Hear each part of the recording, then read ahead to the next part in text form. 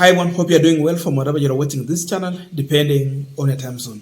Now, doctors have been on strike, and this is the second month straight without a break going back to work. They're still in strike, and the reason is because the government is not willing to listen to the doctors' demand or implement that which doctors are asking for. So yesterday, in an attempt to end the strike and have a formula back to work, there was a meeting between the doctors and the government officials, which was chaired by Felix Kosgei at Statehouse. The governors also attended because, health is a devolved function. Those officers are remained up there. So governors were present. CS for Health, Susan Nakumita, was present, and the rest. So in an attempt to find out a solution, nothing worked. It reached a point when doctors discovered that they are being played. So what did they do? They decided to storm out of that meeting. And these government officials were left signing documents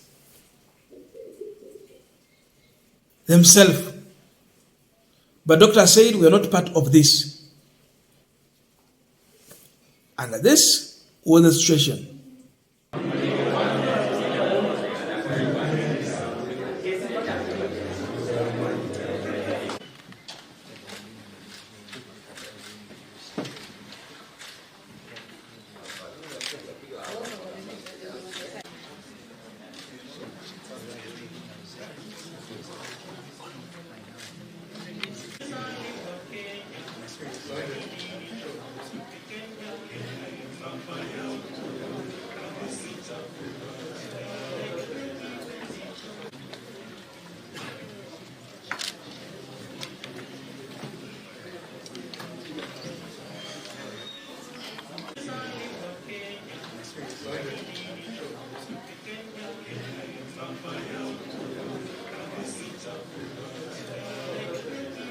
Momentarily.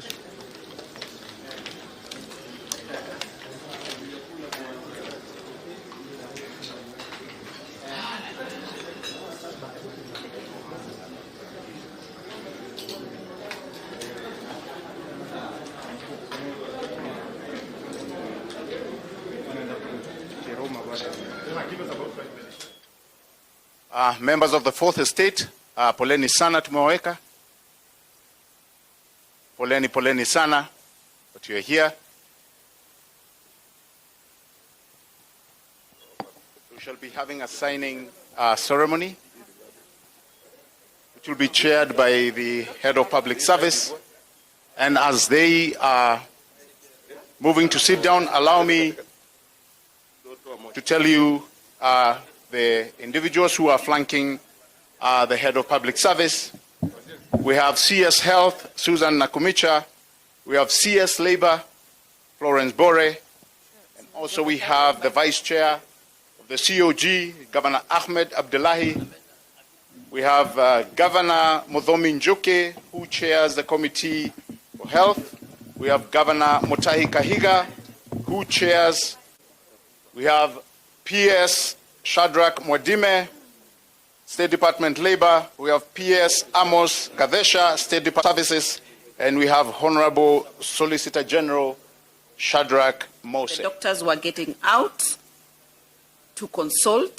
They came back inside, and we continue to negotiate until the last minute when they have said that, one, their constitution does not allow them to sign documents at night. Number two, on the issues that they introduce that were not initially in the document. Remember, as national government, we have said, and I continue to emphasize, that the only issue that we had not agreed on was on internship. And the court yesterday did direct that the issue of internship be consolidated with the matter in court in Eldoret and be held in abeyance unless parties are able to discuss. So that is the issue that then they have come back to reopen and negotiate on. Now, beside this, if you listen to the statement from Felix Kosgei, you see a lot of arrogance, a man full of himself, totally arrogant. You can't negotiate through blackmail and intimidation. That is what he was trying to do. That we will replace you. So looking at that kind of statement, and you're talking about people going to the table, what were they going to negotiate? Is it being forced to sign, or what forced them to get out of that meeting? But I think Felix Osgay has the answer why. Because you cannot negotiate with these people who are not willing to calm down, agree on anything. For them, it is either their way or the highway. Even as we are sitting here, the money that was set aside for interns, 2.4 billion, that is sitting in the account because they have not gone, they have not reported. The more they stay, we shall reallocate that money to go to other intervene on immediate and urgent issues like floods and other things. So we don't have luxury of time, and we don't. Now, as we continue with the panel discussion, just a quick request for those who are watching, and you have not yet subscribed, please consider subscribing. To our returning subscribers, I must say thank you so much. And again, to all our viewers, please give this video a thumbs up. Thank you so much, and back to this discussion. Now, you know the government is alleging that they have agreed on 99.9% on everything with the doctors, and they are willing to go that direction. But it is only one thing they are disagreeing on, and they are asking doctors, why can't you just sign? Because it's only one thing we have disagreed. The rest we agree. That is their position. And now this is the narrative they want to put in the masses, that these doctors are the problem, but we are not the problem. But look here. The KMPDU asked the government, if they're serious about returning back to work, that they better drop everything they have agreed on, and only allow this one thing that they're refusing to allow. That, okay, you're talking about 99%. Take 99% and give us this one only. You know which one is that? The issue of paying the interns. Ruto is forcing it at 70,000 Kenyan shillings. They are demanding for 200,000 for the interns. Because these people work like doctors. They really work like doctors. They train medical students. So they are in charge of operations in the hospital. That is where there is a problem. So one question, if this government is serious, then why can't you drop the 99% and give this one thing they are asking for? Then they go back. Where it involves money, and good money, they are not willing to go that direction. And this tells you. Look at the arrogance of Kosgei.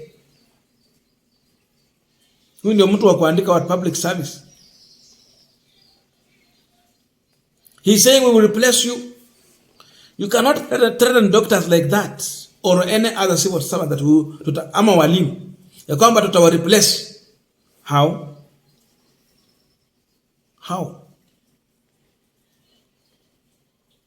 What about the experience? And this replacement, which salary do you want to give? It means you have to look for cheap labor. What about the quality?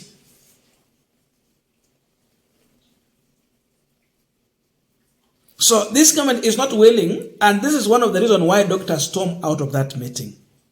That we rather agree on this one thing, na hiyo ingine mchukue. Okay, tuachana na yetu yote, wacheni tu sasa tuongelee mambo ya wale our juniors who are now coming for the intern. Now let us talk about our juniors. Sisi tuachana na mambo yetu, shida zetu tuachana na zote. Tuongelee tu hii ambayo inaguza our juniors on line of duty. The government is not willing. The only amount they can offer is 70,000. These people are doubling the budget for Statehouse, and they go further to ask for a supplementary budget. They double Gachagwa's budget. They go ahead to ask for supplementary budget. But for doctors, they're being told, instead of 200,000 that you've been asking for, we will only give you 70. Period. Mambo ya 200,000 haiko hapa, tutawapea 70,000. But you can see in the office of First Lady there is a budget. Yenye hatujui anafanyanga nini.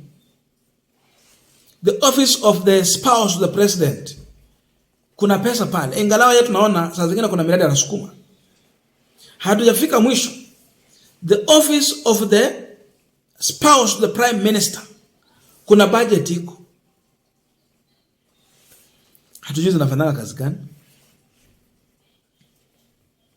But doctors cannot be given such kind of a budget to deal with their problem. Ukiangalia mambo ya tax, they are collecting nicely. Lakini kulipa hawa, a big problem. So this tells you that Statehouse is William Ruto, and Ruto is not willing to give any single cent extra to doctors and interns. In fact, what he's doing, he's reducing what they have been earning to 70. Wale wenye wako shule, kuna madaktari lazima wanaendelea na masomo na serikali inalipa. Wanasema they will not pay. So in the future it means we will not have qualified medical practitioners to help our own people who are going to India and elsewhere to seek advanced medical care.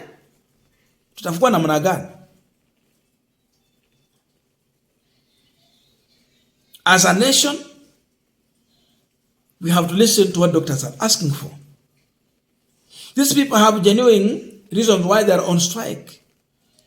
So you take 99% and give them that 0.1%. Lipa interns 200,000 na mambo yaendelee.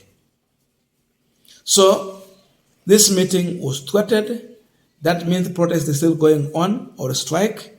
Doctors are not yet going to go back to the hospital.